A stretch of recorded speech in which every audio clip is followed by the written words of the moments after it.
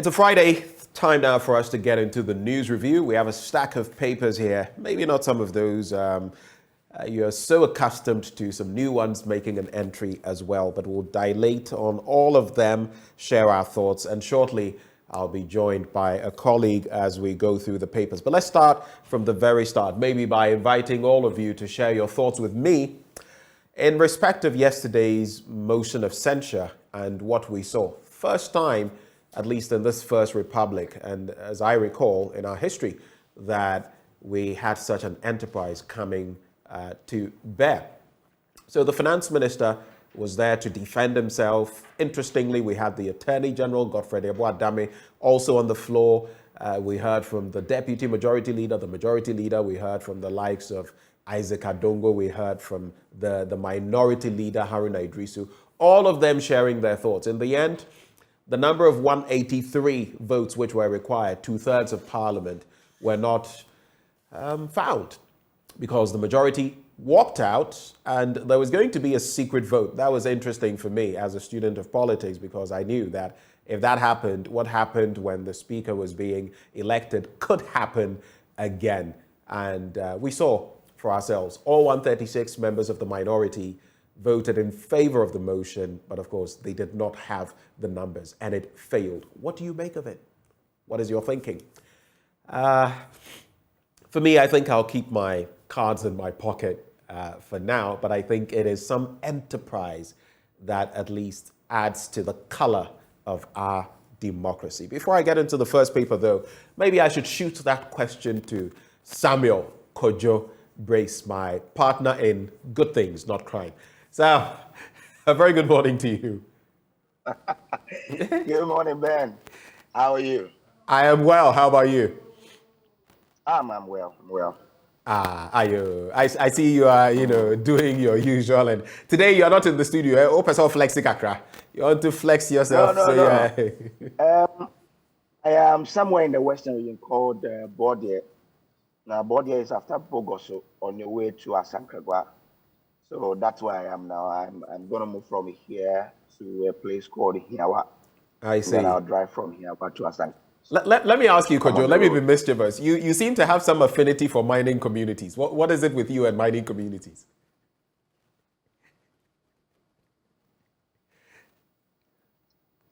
Okay, I think the connection to Kojo, I was just being mischievous there.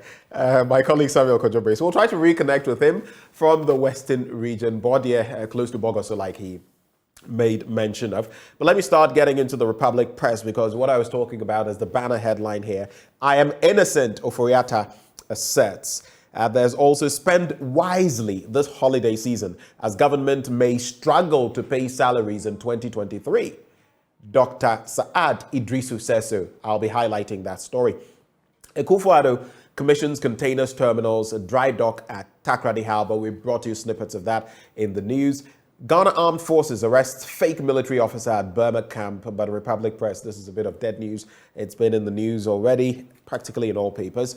And as majority MPs walk out on censure motion debate, there were quite some interesting scenes. That story is on page 3. Mahama jabs government again. We'll try to reconnect with Kojo when he's available. But for now, let's get into some of those stories. Under fire, Finance Minister Ken Ofori-Atta has once again asserted his innocence in respect of allegations of conflict of interest and gross mismanagement of the economy leveled against him by the Minority Caucus in Parliament. Speaking to the allegations on the floor of Parliament after the debate on the report by the ad hoc committee of Parliament set up to probe the allegations, Mr. Ofori-Atta said he had done nothing wrong and described the allegations against him as politically motivated. If I say I'm innocent, quoting him, they, that is the minority, won't believe me. And if I ask for the truth and proof, they won't be able to provide it. I have committed no crime, Mr. Ofori-Atta insisted on Thursday. Now, the Minority Caucus went ahead, filed a motion of censure against the finance minister, accusing him of mismanagement of the economy, financial recklessness, conflict of interest, and gross mismanagement of the economy. The debate, which was supposed to have been done on Wednesday but was postponed to Thursday, centered on whether the House should vote to remove Mr. Ofori-Atta from office or not. We've already brought you details, and you know how the the chips fell, how the cookie crumbled yesterday. And members of the majority caucus in Parliament staged a walkout from the chamber amidst proceedings of the debate on the vote of censure against the Finance Minister, Ken Ofori-Atta. Symbolically, Majority Leader Oseiche Mensah Bonsu washed his hands like Pontius Pilate, not with water though, with hand sanitizer. And he washed his hands of proceedings, and then they proceeded as a caucus to walk out, and the NDC minority members were hooting at them, chanting, away, away. Anyway, Kojo, welcome back. Good to have you back. Thank you. I just wanted to know, what did you make of yesterday's encounter in Parliament between the majority and the minority, and how it ended with Ken Ofori-Atta still at post? Well, it says one thing about the 80-plus members of the majority who wanted the man out. The censure motion gave them the platform and the opportunity to have looked through or followed through with their aim of getting him ousted. But again, you would also want to say that, well, the party was able to whip them in line to follow the party procedure or follow the party position to be that, okay, we don't want to get him out through a censure motion. But I think that it was a good exercise for our democracy, that for sure, that first time ever we've had a minister being censured. Just that the outcome that we expected, even though when the party called several meetings, some of us then thought that it would be difficult, especially when Dr. Ayuefriye and his colleagues organized a press conference in the early hours of the censure motion to say that, well, we want him out, but we will not support a motion that is fraught with lies. They are talking about it, so they were talking about the censure motion. So the outcome was expected, but we were thinking that a miracle could happen and then they could support the minority, or you could have some of them support. But the reason why it happened so was the majority walking out. I mean, if they had not walked out and they had gone to a secret voting, possibly you could have some of the majority members voting for the motion, but then because of the walkout, you couldn't have betrayed your side to sit in the house, you would have left. So it was an expected outcome when they walked out, but it's a good exercise for our democracy. A good experiment as far as our democracy is concerned, but it sets a precedent which, well, we wouldn't want to see this often, but could happen. Of course, It all deepens our democracy. But there's also the story in Republic Press of Mahama jabbing government again, and the former president has taken advantage of current happenings, according to the story, in the country to occasionally ridicule the Akufo-Addo-led administration for its role in the ongoing economic challenges. In his latest treatise, the former president said Ghana was currently experiencing the harshest moment under the Fourth Republic. He recalled the alleged brutalities that characterized the 2020 elections, saying that events in the last elections were the first to have occurred under the current dispensation. Quoting him, he says, 2 years ago, for the first time in the history of our country, a president and government unleashed armed men who brutally killed 8 innocent Ghanaians, including a child, during voting and results collation. In the last 6 years, Ghanaians have witnessed a reckless government that has taken a wrecking ball to our economy, leaving it in a very sorry state, rivaling some of the worst economies in the world. He continues to talk about the worst state of our country today than at any time in the history of the Fourth Republic. He talks about corruption, hardship, economic, financial policies, hungry and angry people, loss of investments, no credible reforms. I mean, these are things that people have been talking about, but especially coming from the former president. What do you make of it? Well, Ben, from where the economy is now, you would want to agree with him that recklessness has played a role in where we are.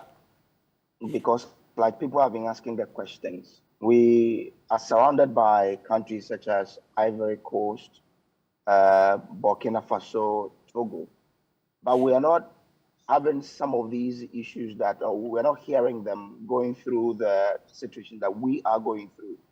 So you ask yourself, aside the external factors, what other factors have contributed to our woes and their probably, happy times.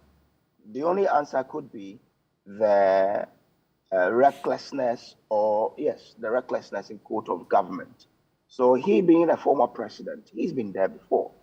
You remember that in 2016, he said that, well, you cannot criticize me a lot because you've not been president before. Yeah. So now he has been a former president. He's seen it all. He knows what it is. He knows the sort of decisions that a government would take to take you into the period we're in now, or let your people have happy moments. So yes, he is saying possibly what could have caused us or brought us to where we are. And it is his right. He is a former president, so he has to have a say. And again, his line of statement is also premised or influenced by the fact that this is a man who wants to win the presidency again. He's seen an advantage of the current government in quote messing up things. So he's taking advantage of it to push his own agenda out there. And unfortunately or fortunately, whatever he says is the realities of a lot of people today. Many people, for yesterday when I was speaking to some people, they said, well, the economy is good for them. But majority of the people in Ghana are complaining of harsher times. So when the former president is talking about the fact that, well, your recklessness has pushed us to where we are, a lot of Ghanaians will agree. Then you have some Ghanaians also asking, okay, what would you have done differently if it was your time? But again, it is not his time, so you cannot really compare the two.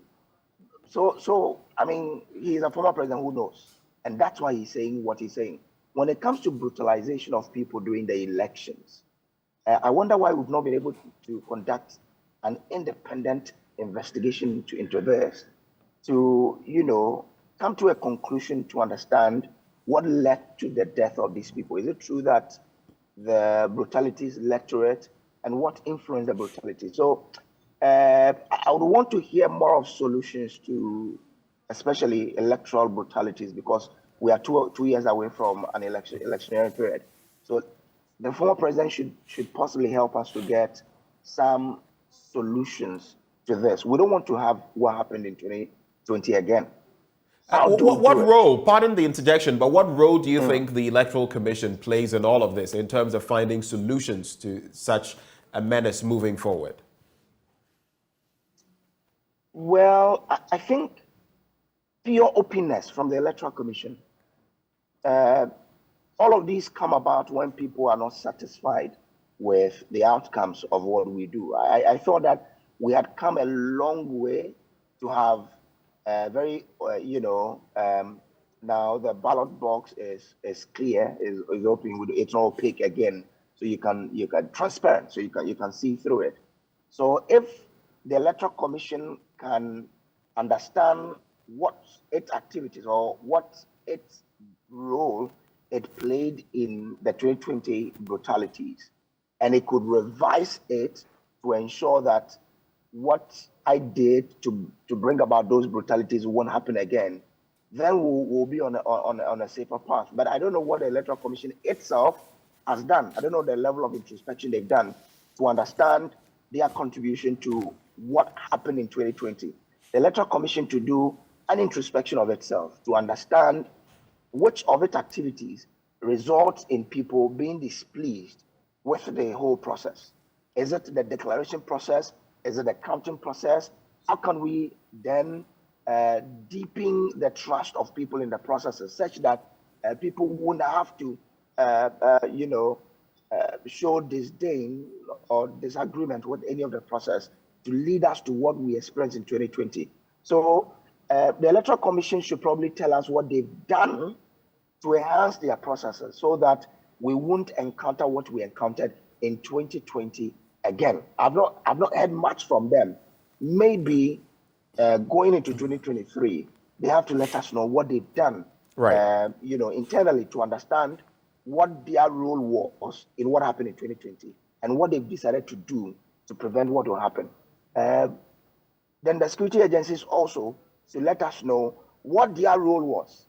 Do they put men there who don't have a lot of patience? Because you require a lot of patience to deal with people on such a day. This is a day that people are making choices for their future. So if people are expressing disagreement, there should be a way by which the security agencies can handle them without necessarily deteriorating to the point where a security agent has to trigger, or pull his trigger. Some time ago, we had is it a phrase, man, you can help me, that security agencies are trigger happy. Yes. Maybe we should get them, we should train them in that area where they shouldn't always reach out for the gun, and they should use other means, because, when issues come, we have to use the mouth to talk about them. And when we do, it is settled amicably. Right. So maybe that's something that the security agencies should also do, Ben. Well, tell me what you think about this, because this is a major matter of interest for all of us, especially young people. Spend wisely this holiday season, as government may struggle to pay salaries in 2023. Now, an economist, Dr. Saad Idrisu, is cautioning Ghanaians not to engage in unnecessary spending during this Christmas and New Year festive seasons. Dr. Saad made this comment in a press release on Thursday, December 8, 2022. According to him, government may soon start struggling to pay salaries, considering the level of financial difficulties the country is going through due to the reckless overborrowing and mismanagement by the Finance Minister, Ken Ofori-Atta, and the Economic Management team. I'm therefore cautioning you to be mindful of your spending this Christmas and New Year season. Do not be a spendthrift during the holidays, as times may become harder next year, Dr. Idrisu said. Now, quoting him, he also says, the government's hope is on the $3 billion International Monetary Fund loan facility, which doesn't seem feasible at the moment until the government debt restructuring program can bring down the country's debt to GDP ratio to the range of 25 to 55%. Currently, the total public debt of the country is more than 460 billion cedis and more than 76% debt to GDP ratio. So for him, it's a gloomy picture. And I might add, interestingly, I think Ben Arthur of the Fair Wages and Salaries Commission, if I got that correct, he was speaking recently and made mention of the fact, something we've known though, that about 50% of government's revenue goes into the payment of salaries, the public sector. So you look at all of that, and it could be problematic for us, couldn't it, Kojo? Well, Ben, yesterday when I saw this article, I was like, whoa, the man is speaking some truism there. And they say that coming events cast their own shadow. So if you look at what is happening this year, then it means you have to prepare for next year. How do you prepare for next year? You should, cut down how you spend during Christmas. Maybe past Christmas, we have things quite rosy, so we enjoyed. But this year, I would have to agree with him. You'd have to check how you spend. If moving out wouldn't be necessary or is not very important, leave it, stay indoors, because we don't know how next year will be like. If you look at how the debt exchange program has been put out there, you ask yourself, next year there won't be any interest payment. Why? Because government sees that revenue is going to be a challenge. If revenue is going to be a challenge, salaries will be affected in a way. So it's important what you have this year. You don't go about spending it the way you would have some previous years ago or some years ago. You would have to be strategic in your expenditure, because if you spend all of them this Christmas and January, and we all know that January is the... I was just about to say that. January, I know I feel to say that. So imagine in these times. Longest month in the year. So if you are going into a year which you are uncertain about the possibilities of flourishing in that year.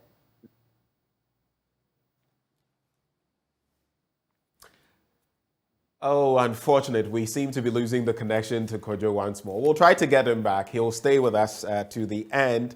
And we were just talking about what Dr. Saad Idrisu was saying, that we shouldn't be spendthrifts, especially at the tail end of the year, because next year, from what he sees as an economist, is going to be much harder.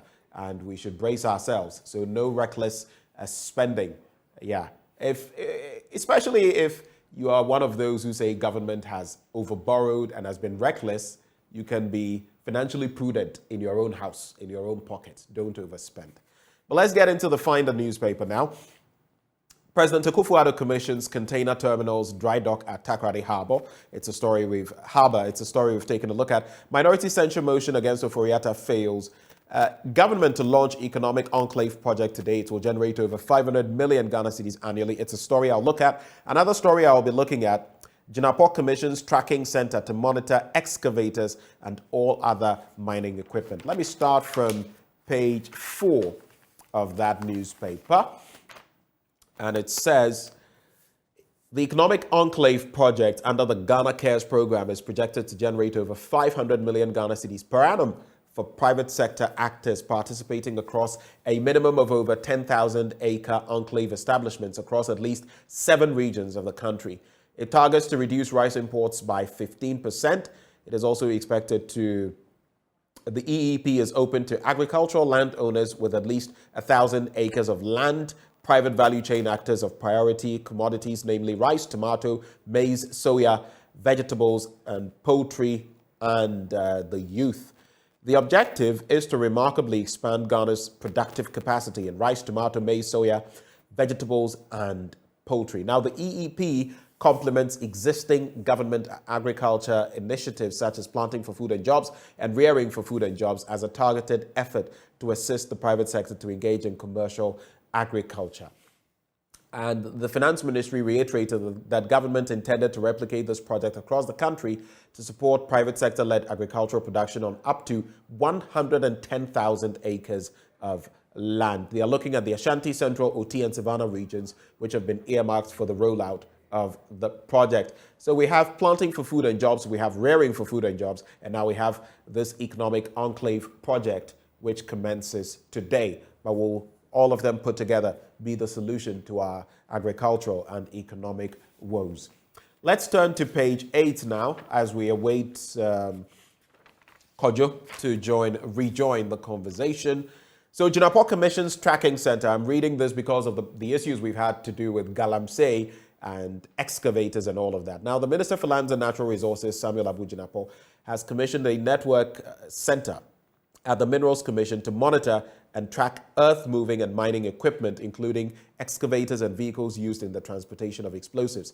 The center, which was built by the Minerals Commission in partnership with the George Parr Grant University of Mines and Technology, that is UMAT, provides real-time information on the movement and activities of excavators and explosive vehicles. In 2020, if you'd recall, government promulgated the Minerals and Mining, that is Minerals Option Tracking of Earth Moving and Mining Equipment Regulations 2020, that is LI 2404, to provide for the registration and tracking of earth moving and mining equipment used in mineral operations. Kojo, I see you now. I see you've joined the connection once more, especially on this issue. I know you are very passionate about Galamsey-related matters. What do you make of it?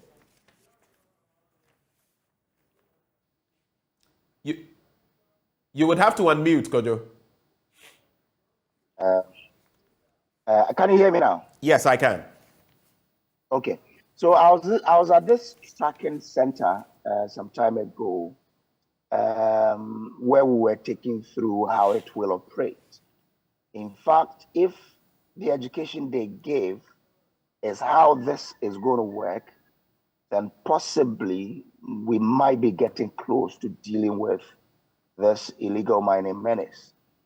Because it is such that when you have a concession, the concession is mapped into a system, and you are given a buffer zone which your excavator can move within out of the concession. But immediately it crosses the buffer zone, your excavator is stopped automatically from the system. So you cannot move the excavator again until you liaise with the center and tell them what happened, what led to the stoppage. So if people are going to be truthful and will ensure that this system works effectively, then we may probably be getting close to solving this.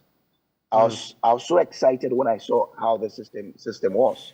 And my only prayer is that since the system will be manned by individuals, by human beings, these human beings should then be truthful to themselves and to their nation to say that we really want to help Ghana to deal with the illegal mining menace and therefore would not be influenced by money. If this is done, if the people show us that they can really get this done, then this will be fantastic. I mean, it was a fantastic system, and I've seen it. I've been taken through, so I know that if they allow the system to work, then we'll get some positive results. What is your reflection on, as well, on the launch of the Economic Enclave project? Today, it's set to generate over 500 million Ghana cedis annually for businesses and others, and that it will cover about 110,000. Let me just get the details of that. About 110,000 acres of land in the Ashanti, Central, OT, and Savannah regions, which have been earmarked for the project. It's something along the lines of planting for food and jobs and rearing for food and jobs. Yeah. But so far, what you've seen from planting for food and jobs and rearing for food and jobs, how much hope do you have in this EEP? I was going to say that. Look, this government, one thing it has shown us is that it has fantastic ideas, very brilliant ideas that on paper, they are capable of taking us out of the many challenges that confront us in this economy, especially when it comes to agricultural sector. I was fascinated about the Planting for Food and Jobs program when it was launched. It was a fantastic idea and one that was going to help us transform our agriculture. But there is the difference between planning or having the idea in a document and proper implementation. What has that this government has suffered from is a proper implementation of its policies and projects. This one is an incredible project on paper, but if you look at how the Planting for Food and Jobs, especially, has been implemented, I doubt the feasibility of this helping us, transform our agriculture. In fact, ask yourself for the Planting for Food and Jobs for the first 2-3 years, that really gave us some joy. After that, what has happened? We have not seen much about it. If you speak to the farmers, they will tell you the sort of challenges fertilizer suppliers going through, huge challenges and threatening not to supply again, seedling suppliers not being paid and threatening not to supply again, farmers complaining of being left out. I mean, look, on paper, it is good. When I hear some of these projects, I get excited. But because of how we've implemented the Planting for Food and Jobs, I doubt the potential of these projects to help us deal with the challenges in our agricultural sector and by extension in the economy. Fantastic ideas, fantastic projects, but how are we implementing them? When we implement projects in agriculture, for example, right, without trusting the professionals to do their job, and we rather want to trust politicians, political figures to do the implementation, we will always not achieve the results that we desire. Leave the MOFA directors, the district agric officers, to do the implementation professionally. Right. Give them the target. We want to achieve ABC in 2-3 years with this project. We want you to implement it this way. And do not control them from the office of the minister. The minister is a political figure. Can we, for once, trust these professionals to implement this project the way they understand it, right, for us to achieve the desired results? But if we have a minister who would want to do everything by himself, who would want to have a say in everything, look, even though this is a fantastic idea, we would never reap the benefit that we desire from this. So I hope the minister will take a cue from how the Planting for Food and Jobs has not really lived up to its potential. I can't say it has failed because it has achieved something, but is that what we desired? So the minister should take a cue and make sure that the implementation of this new project will be devoid of political interferences for us to achieve the desired results. Else, It will just be a fantastic idea on paper, but in reality, it will be one of those failed things. Right. Let's take a look at the Daily Guide newspaper. Atuesian case judge did not I accuse. thought you let us talk about Takrady Port, but anyway. Takrady what? I was at the event yesterday, and if you hear the number of jobs it would create, if only we would live up to it, then look, would have the Takrady economy will be boosted really. Ebestek, which owns Tak Hotel, is estimating to create is over 15,000 jobs. These are huge for the Takrady economy and for the people of.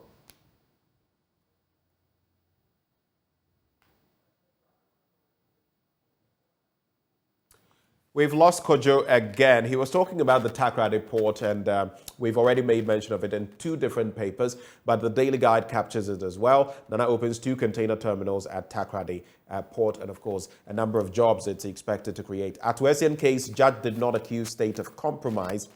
There's also Pontius Pilate drama, NPP MPs walk out on the Oforiatta motion. We've already delved into that. And Maslock honors John Ejekum Kufuor on 84th birthday. Of course, we were not left out. We celebrated him as well. Let's do some entertainment stories very quickly from the Daily Guide newspaper. I agreed to have a baby with Calibos Ahwofe, Patrice says so. I followed this story, and of course, she was saying that there was some agreement that if in 2 years they were not with any other people, then they would have a child. But there's also Celine Dion scraps tour after incurable health diagnosis. Now, this is one that I've not heard of before. Celine Dion has revealed she had been diagnosed with stiff person syndrome, SPS, a rare neurological disorder with features of an autoimmune disease. The Canadian singer, 54, told her 5.2 million Instagram followers the condition makes her muscles spasm uncontrollably. It has also left her with difficulties walking and singing, she said, meaning she wouldn't be able to play planned shows in the UK and Europe next year. Quoting her, she says, I've been dealing with problems with my health for a long time. We wish her the very best. Some of us grew up listening to her fantastic music, and it's sad the way health-wise things have gone, especially after the passing of her soulmate, if you like. I'll wrap with the entertainment stories on D'banj breaking silence over his arrest. The Nigerian singer D'banj has called on Nigeria's Independent Corrupt Practices and Other Related Offences Commission to carry out its investigation thoroughly while urging the general public to resist the urge to buy into what he calls media sensationalism.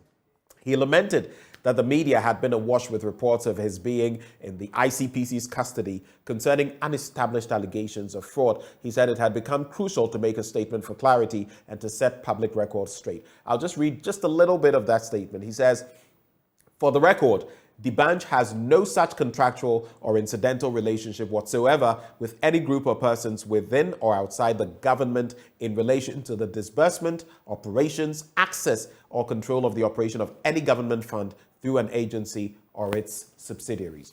And that is the story there, D'banj trying to clear his name. Ghanaian publisher this morning, Akufo-Addo Commission's project at Takrady Port. I've committed no crime, says Oforiatta. ICOMS will boost trade facilitation in Africa, that's according to the GRA.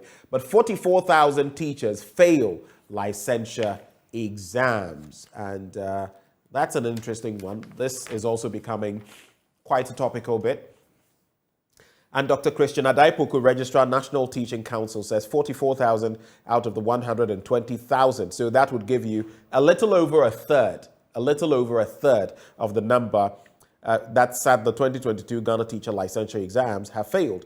He said the results of the examinations were worrying considering the poor performance of the teachers who are supposed to be imparting knowledge to children.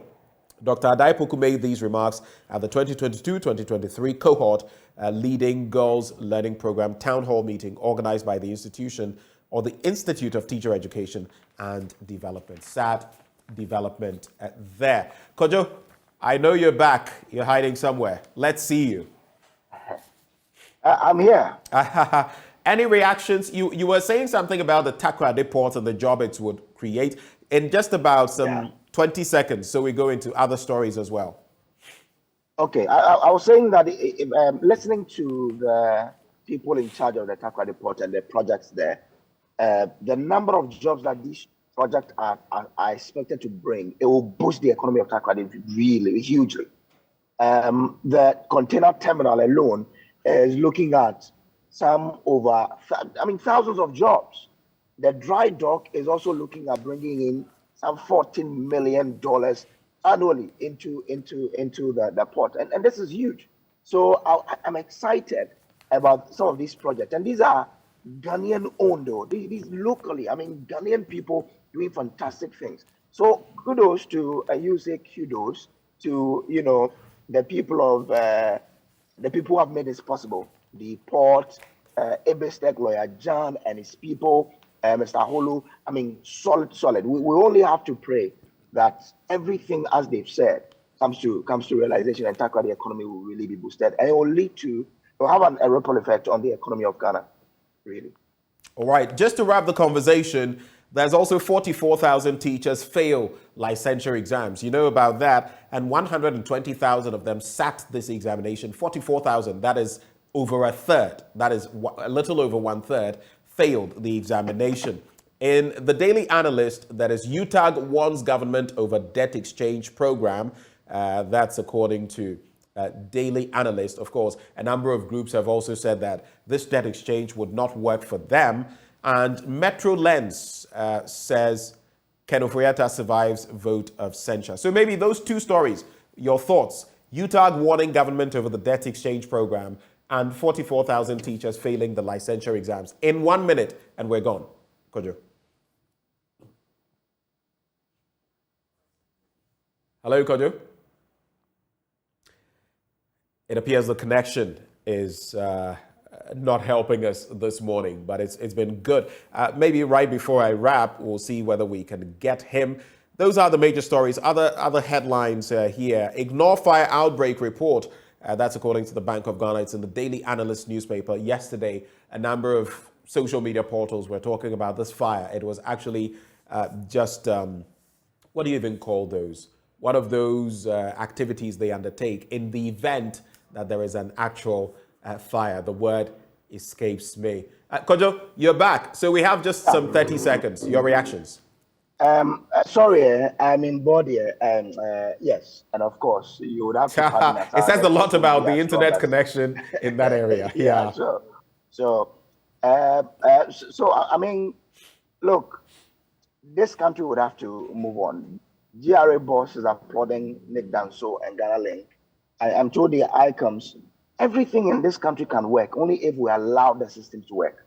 So I would only ask that we allow systems to work the way we expect them, without interferences. And if we don't interfere and we allow the system to work, then this country will be so beautiful. But oftentimes we have people interfering for personal reasons, and it doesn't help.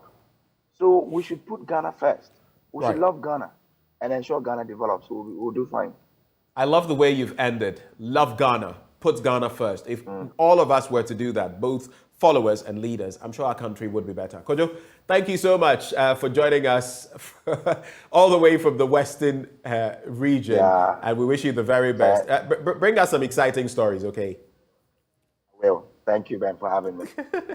All right, that is my colleague, my partner in doing good things, Samuel Kojo Brace, who joined me for the news review. Well, up next, we're serving you sports. And like I said, mouth-watering action awaiting all of us in Qatar. Yes, they've had their problems about that person who died, and so many reactions from the press and reactions from the Qatari organizers of the event. But we're looking forward to Brazil clashing with Croatia. How is that going to go? More in sports up next. Do stay.